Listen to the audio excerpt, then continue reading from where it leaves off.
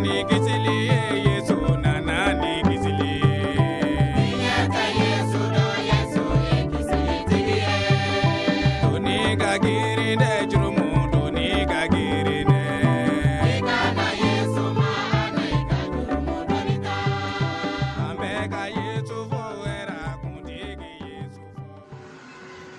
Ambalamaw ambe barka da alaye aka ɲumanya bani aka kanuya ko sɔn an bɛɛ kelen kelenna ta fan fɛ aw minnu ɲɛmadalen don an fɛ ka an filɛ ani ka an lamɛn an ka foli bɛ aw bɛɛ kelen kelen ye an matigi Yesu Krista tɔgɔ la bi wulada fɛ aw ni aw denkɛ ni aw balimakɛ pasteur Ablai Paul Dambele ka bɔ ɲɔnɔ église évangélique protestante la balimaw an ka bi kɔrɔfɔ bɛna boli fɛn min kan o de ye nin ye ko jɔnni na an fara ka bɔ Krista ka kanuya la an ka nin miirili bɛ sɔrɔ Romɛkaw kitabu sura 8 a verset 35 ka se 39 ma n b'a fɛ ka kalali kɛ nin wagati la an ka an tulo majɔ a sɛbɛnlen bɛ yen ko jɔnni na an fara ka bɔ Krista ka kanuya la bɔnɛba wala ɲɛni wala mɔgɔw ka tɔɔrɔ wala kɔngɔba wala fiyɛrɔ wala siranko wala fagali wa i ko kitabu y'a fɔ cogo min na ko u bɛ tile ka an faga i kosɔn an jatera saga fagataw ye nka o kow bɛɛ la an tɛmɛna sesɔrɔbaw bɛɛ kan an kanuba barika la ne y'a dɔn k'a jɛya ko saya wo ɲɛnamaya wo mɛlɛkɛw wo kuntigiya wo sisanfɛnw wo fɛn nataw wo sebaya wo sankolo la fɛn wo dugukolo ka fɛn wo wala danfɛn sifa wo sifa olu si tɛna se ka an fara ka bɔ ala ka kanuya la min bɛ Krista Yesu la ne lamɛnba ala ka duba a ka kuma kana ne ye balimaw yan Paul bɛ ka ɲininkali de kɛ Paul ka ɲininkali de don an bɛ min sɔrɔ verset 35 la ka bɔ Romɛkaw kitabu la yɔrɔ kalannen bɛ Krista ka kanuya ko fɔ an ye ka ɲɛsin an ma nka anw ka kanuya tɛ ka ɲɛsin ale ma verset 35 la Paul bɛ ɲininkali 7 de kɛ ko yala olu bɛ se ka an fara ka bɔ Krista ka kanuya la wa o ɲininkaliw de filɛ an bɔra ka olu minnu kalan a ko yala jɔnni bɛ se ka an fara ka bɔ Krista ka kanuya la a ko bɔnɛba wa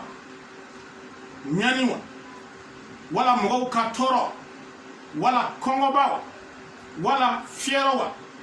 wala mɔgɔw ka tɔɔrɔ wa wala siranko wa wala fagali wa balimaw ne ma a dafa fɛn 8 na wala églisew datuguli wa a jɛlen don ko nin fɛnw minnu fɔlen filɛ nin ye ko olu tɛna se ka an fara ka bɔ Krista la ni an bɛ verset 28 lajɛ o Romɛkaw sura 8 kelen na ciden Paul a bɛ fɛn dɔ fɔ ye fana o ye jumɛn ye a ko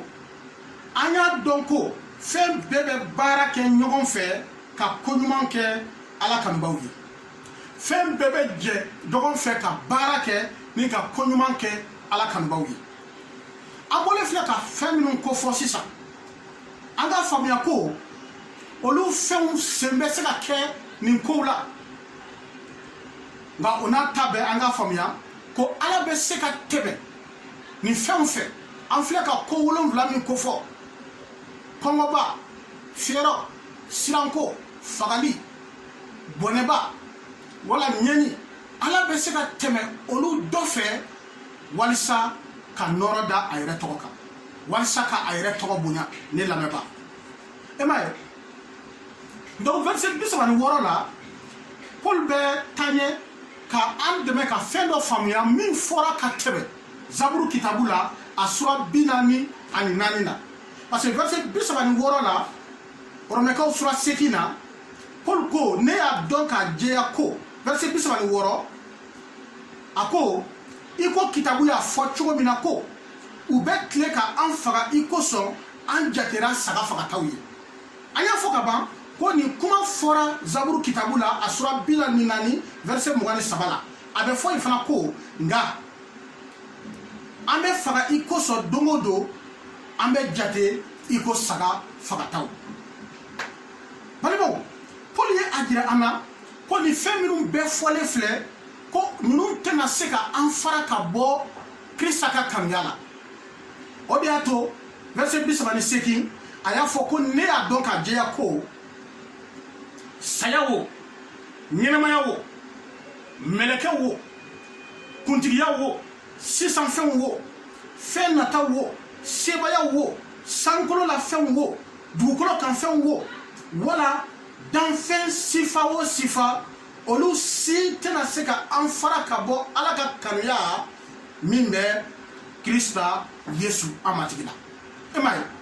donc famille be fole fleur pour y en deme ka famia ko ñu te seka anfara ka bo ala ka kanuya la min be Krista Yesu la amana ke kongo bayo amana ke boneyo amana ke toroyo wa hal anga doko eglise datuli minu fleniye ni site na seka anfara ka bo Krista ka kanuya la ne la meba wode koso mati Yesu yere kumana en fait ni ambe Yohana sura 10 ani woro laje Yohana sura 10 woro a verset 27 ani 7 ni ambe okala Yesu ya fo ko ni oko fo aw ye walisa aw ka hera soro defe aw na toro soro diala nga aye aw jageleya ne se soro diaka alleluia emay ni kuma kadi aye aw jageleya Yesu de beka kuma en flebaw aye aw jageleya Église datuli tena seka anfara ka bo Krista ka kamyala toro tena seka anfara ka bo Krista ka kamyala emay ka je ñogon fe di wakati la ka anje balia ñogon fe ka batuli ke ni wakati la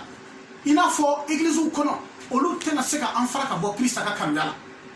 ala ye min labe anye ka donc anga jija Yesu yo de fo anga anjageleya ale ye sesoro wa Yesu ka o sesoroli o ye antaye anfara na sesoro nga Yesu be min ñini en fait dron o ye jagile yayi mbalma ken mbalma muso yala ibe son ka I jagile yawa kada ka Yesu de ya fote ko ka I jagile ya ola ika I jagile ya ina siso ola balimo anga famya joni na anfara ka bo Krista ka kamyala ambora ka feminu befo o me ka usra seki verset 27 duru ka se 27 ko ntoma ni fem site na seka anfara ka bo Krista ka kamyala ala ka duba ani mati ka to en fait ala ka fanga di ama ka amber binando wore Yesu ye jikinyuma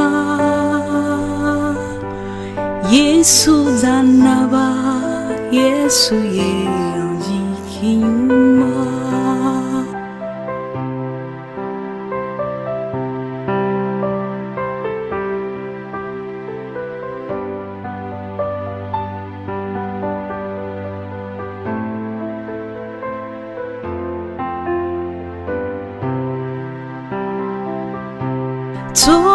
Totumala Yesu ye jikinyuma Dekuntumala Yesu ye jikiye Senkantumala Yesu ye jikinyuma Korobuli tumala Matsiki andikinyuma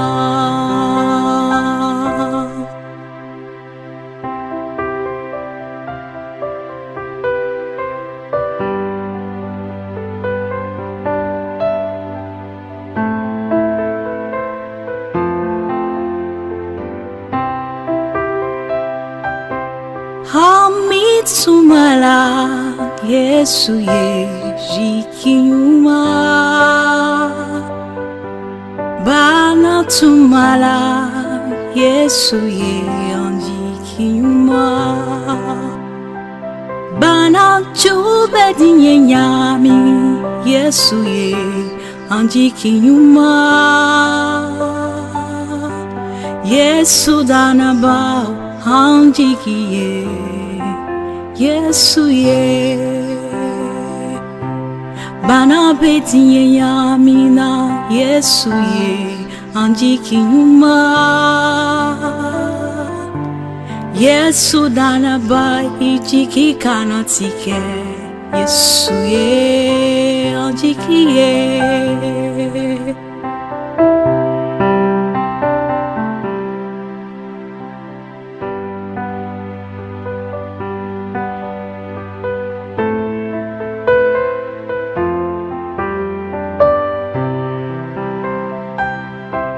Jikia